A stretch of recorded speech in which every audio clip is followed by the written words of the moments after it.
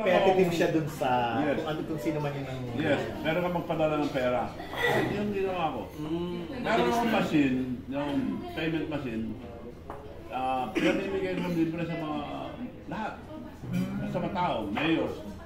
Ako, mga mayors kumukuha sa palengke nila, munisipyo. Kasi pag nagkaroon sa bigan, meron sa palengke, yung mga nagtitinda ron, bago mag-order ng mga goods nila, kailangan pumunta sila sa bangko magbayad. Tapos pipicturan yung resibo, papadala. O pinapadala nila. Ngayon, nilagyan ko yung palengke, kasi sa bangko nagsasara eh. Saka maliligo pa sila, magbibis. Eh doon, hindi na magbibis. Pag bayad doon, may lalabas ka agad ang resibo, magte-text back pa.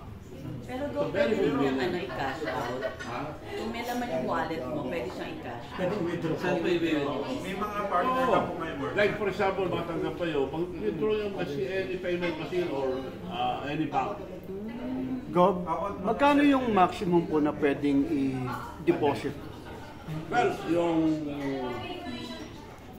mananalo, 1 million. Like for example, yung premium 1 million, minsan lang matanggap eh.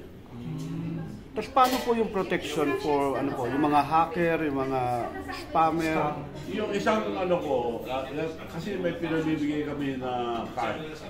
Because 77% of the Filipinos walang bank account.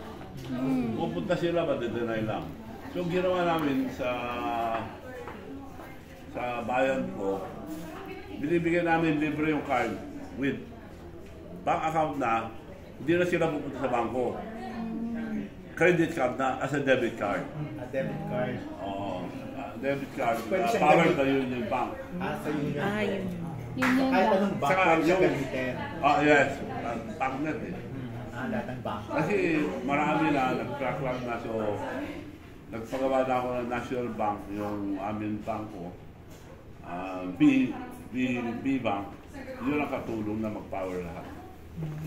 Para makapagbigay kami ng mga credit. So, pwede siya i-buy sa bills like Meralco, pwede. water. Yung machine, gano'n. Yung card, RDP. cellphone nyo lang pwede na.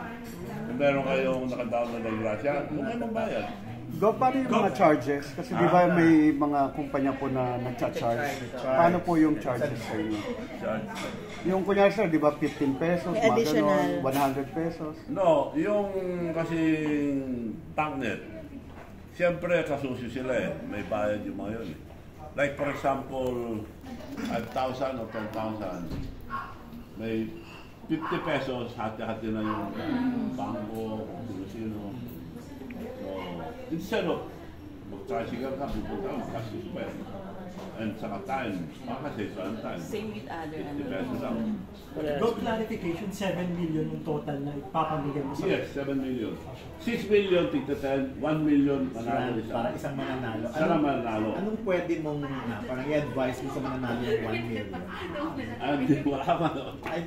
Yung mechanics po, paano po yung gagawin nila? Paano po sumali? Yung mechanics. Paano eh? Panoorin natin.